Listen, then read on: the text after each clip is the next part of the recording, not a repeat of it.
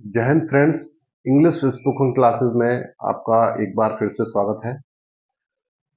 आज का टॉपिक है present perfect continuous tense. Present perfect continuous tense होता क्या है? जब हम सेंटेंस के अंत में देखते हैं कि रहा है, रही है, रहे हैं होता है और उसमें एक समय भी दिया रहता है। ये समय लिखा रहता है कि इतने समय से या इस दिन से, इतने घंटे से, इस महीने से, इस वर्ष से कार्य हो रहा है। The work has been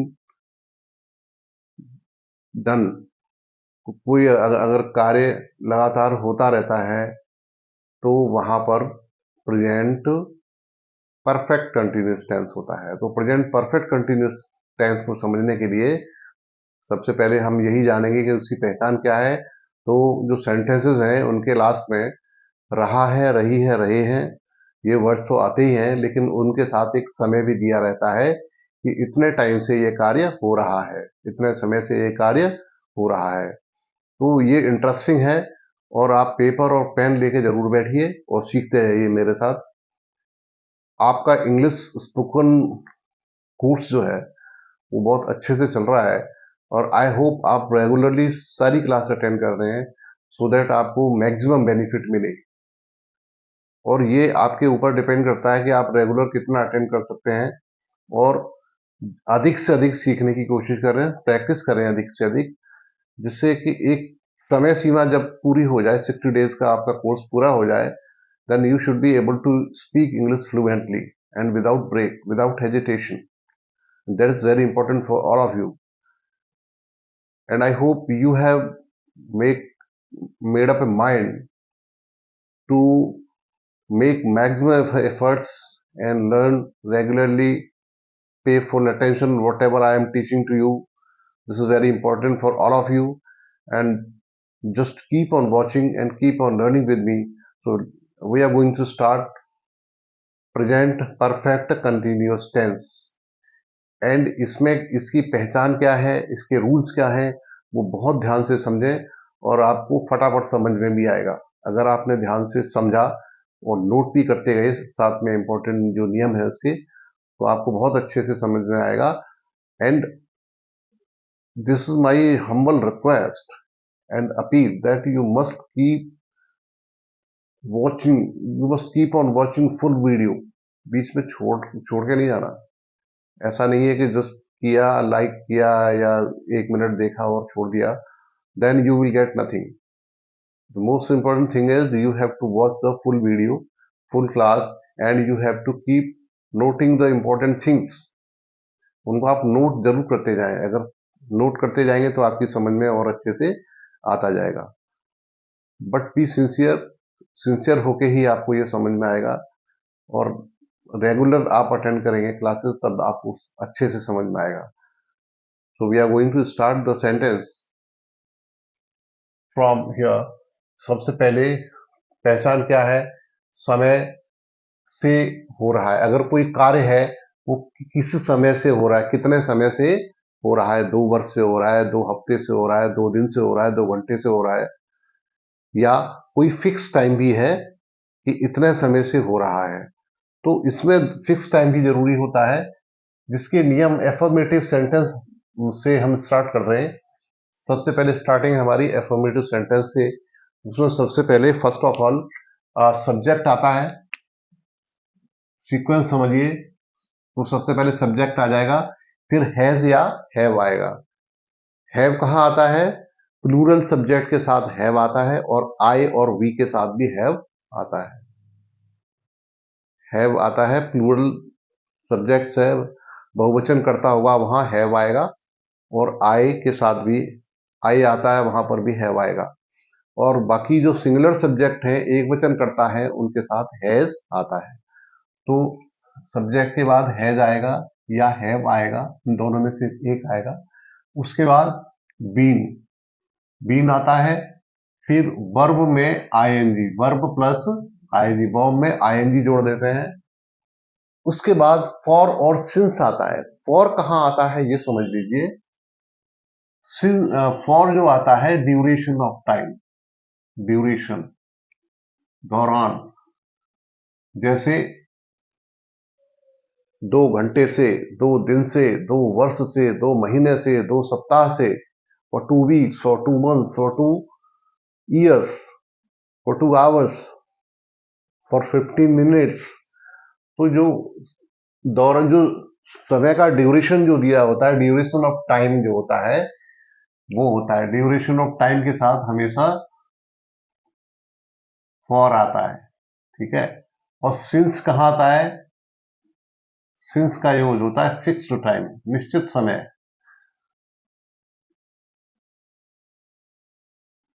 fixed time होता है, डे या टाइम जो फिक्स टाइम होता है, उसके साथ सिंस का यूज होता है। अब जब एग्जाम्पल आप समझोगे तो आप बिल्कुल अच्छे से समझ में आएगा। एग्जाम्पल आप अटेम्प्ट करेंगे। राम 2 घंटे से पुस्तक पढ़ रहा है।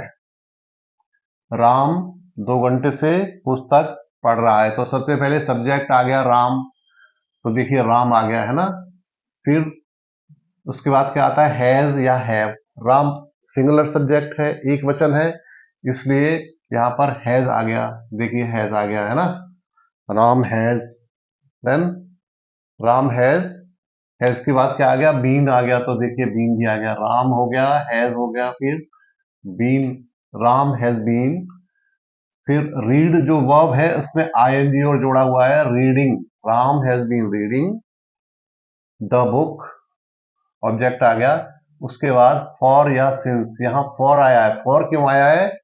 कि इसमें ड्यूरेशन ऑफ टाइम दिया हुआ है, 2 घंटे से समय की सीमा दी हुई है, समयावधि दी हुई है, ड्यूरेशन ऑफ टाइम है कि वो 2 घंटे से पुस्तक पढ़ रहा है।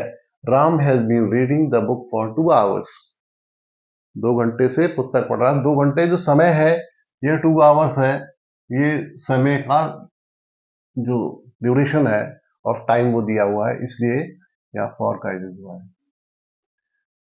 नेक्स्ट सेंटेंस देखिए, इसमें आप 15 जनवरी से इस मकान में रह रहे हैं, तो आप इस सब्जेक्ट हो गया, सब्जेक्ट हो गया आप यू, ठीक है।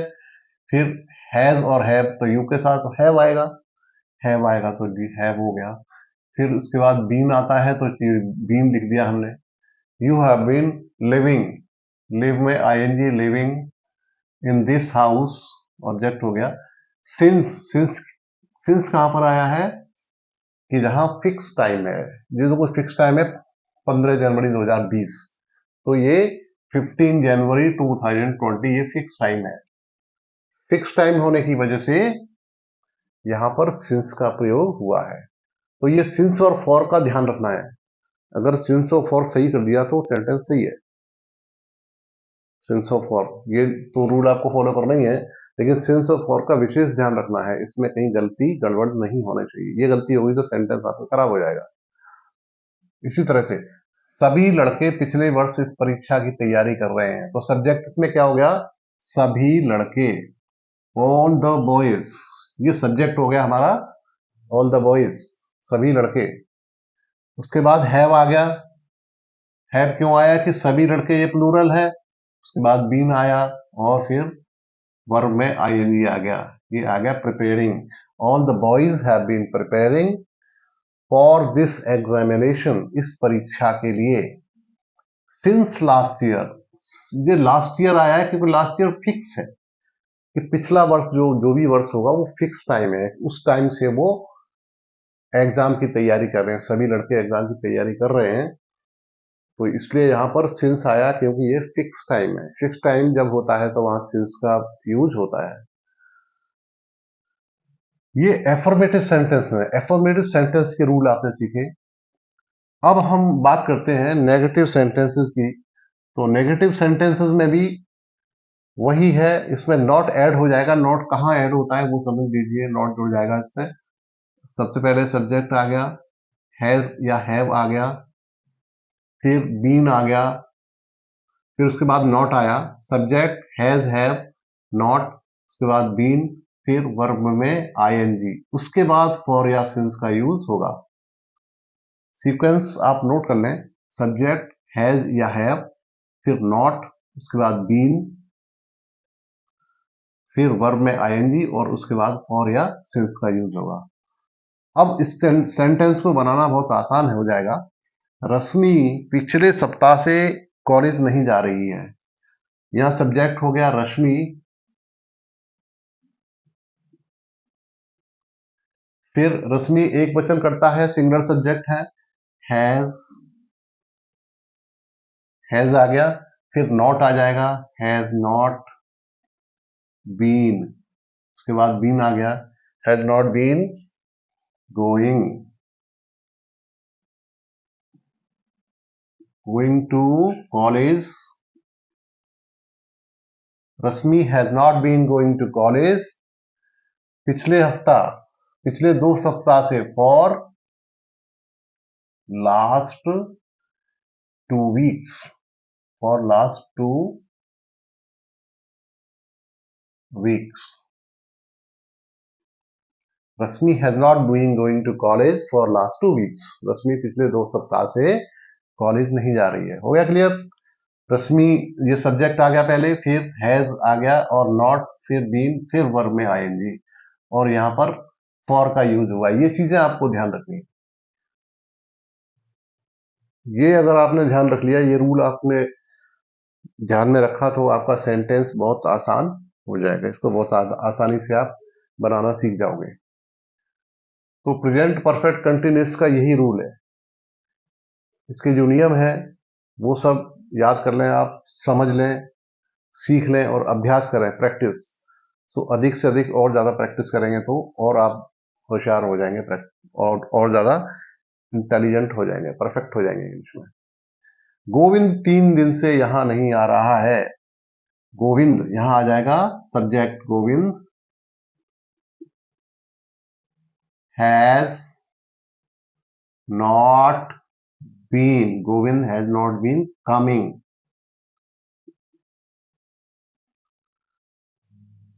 Here for 3 days। Govind Govind has not been coming here for 3 days। सबसे पहले गोविंद सब्जेक्ट हो गया, फिर हैज आ गया, नॉट आ गया, उसके बाद बीन आया, कमिंग आ गया, वो में आएंगी, और फॉर आ गया 3 days के लिए, क्योंकि 3 days ड्यूरेशन ऑफ टाइम है, फिक्स टाइम नहीं है, इसलिए वहां पर फॉर आया। और फॉर और सिंस का इस तरीके से आपने यूज करना सीख लिया, समझ गए होंगे। अब हम इंटेरोगेटिव ले लेते हैं। इंटेरोगेटिव सेंटेंसेस में, यानी प्रश्नवाचक वाक्यों में, सबसे पहले सीक्वेंस है, इसको कैसे लिखेंगे, हैज या हैव। सबसे पहले हैज आएगा या हैव आ जाएगा, उसके बाद सब्जेक्ट आएगा, फिर नॉट आएगा, फिर उसके बाद बीन आएगा।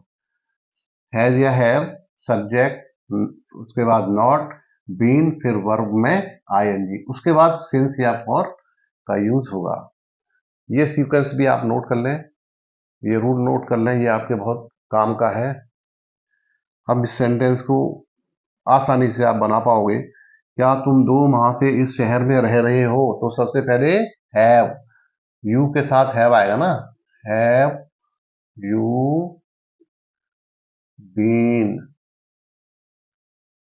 Have you been. नॉट, ये इंटेरोगेटिव नॉट ऑप्शनल है। नॉट अगर है तो आएगा, नहीं तो नहीं आएगा, इसलिए ऑप्शनल होता है not.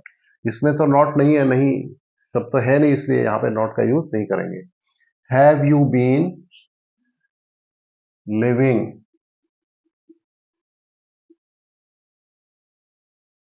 In this city for 2 months। इसके बाद question mark. Have you been living in this city for 2 months? क्या तुम 2 माह से इस शहर में रह रहे होगे? एक बार रूल फिर से समझ लें। हैव, फिर उसके बाद सब्जेक्ट आ गया यू, बीन आ गया, फिर लिविंग वर्ब में आईएनजी और ऑब्जेक्ट आ गया, उसके बाद फिर फॉर 2 months। फॉर आ गया क्योंकि समय का सीमा दी है, समय का जो दौरान है, समय का जो अवधि है वो दी हुई है, इसमें फिक्स टाइम नहीं है, निश्चित समय नहीं है, इसलिए फॉर का यूज हुआ है, for 2 months। Have you been living in this city for 2 months। अगला सेंटेंस बनाएंगे, सुरेश फरवरी 2024 से कोचिंग क्लास क्यों नहीं ले रहा है। इसमें नहीं भी आ गया है तो इसलिए यहाँ पे नॉट का यूज भी हो जाएगा। और ये फरवरी 2024 ये फिक्स टाइम है, यहाँ पर सिंस का यूज होगा, सिंस का प्रयोग करेंगे। तो बनाते हैं इसको, जल्दी से बन जाएगा। क्यों नहीं ले रहा, तो सबसे पहले क्यों की इंग्लिश आएगी वाई। वाई के बाद सब्जेक्ट सुरेश है, एक वचन सब्जेक्ट है, सुरेश सिंगुलर सब्जेक्ट है, इसलिए वाई के बाद क्या आएगा, हैज। हैव नहीं आएगा, हैज आएगा। भाई हैज सुरेश, फिर सब्जेक्ट आ जाएगा not been attending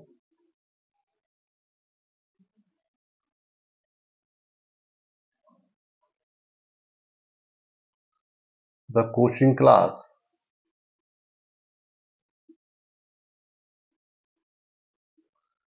Why has Suresh not been attending the coaching class? Coaching class since for भी आएगा इसमें, since February 2024।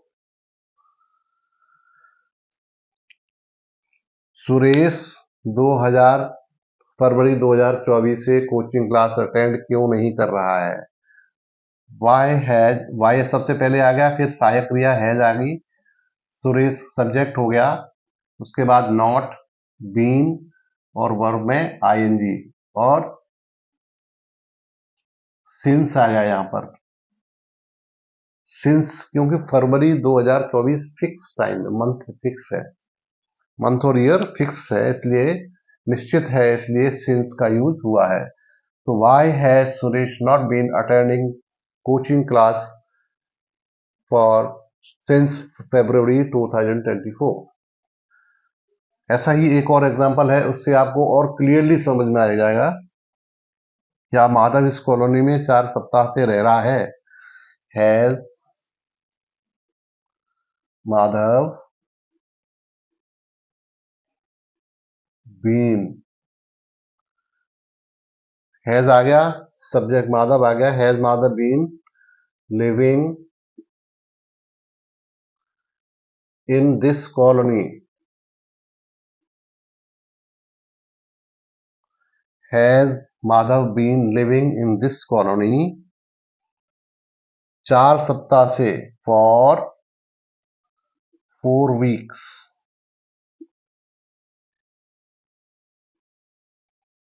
Has Madhav been living in this colony for 4 weeks। सबसे पहले हैज आ गया, फिर सब्जेक्ट आ गया माधव, उसके बाद बीन आया, वर्ब में आईएनजी और ऑब्जेक्ट के बाद फिर फॉर आ गया, फॉर 4 weeks। ये समझ में आ गया होगा। यही रूल हमने फॉलो किया है इंटरोगेटिव वाला, और इस तरीके से ये सेंटेंसेस बनाना आसान हो जाता है। लेकिन वही है, अगर आपने ध्यान से इसको सीखा है, केयरफुली स्टडी किया है, नोट किए हैं पॉइंट्स, तो आपको समझ में बहुत अच्छी तरह से आता है। तो I hope you are studying well, you are regularly studying and watching these videos with me, and I'm sure you are going to speak very good English within a stipulated time of 60 days. Be sincere, be regular, be attentive, and I always wish you good luck for you. So have a nice time.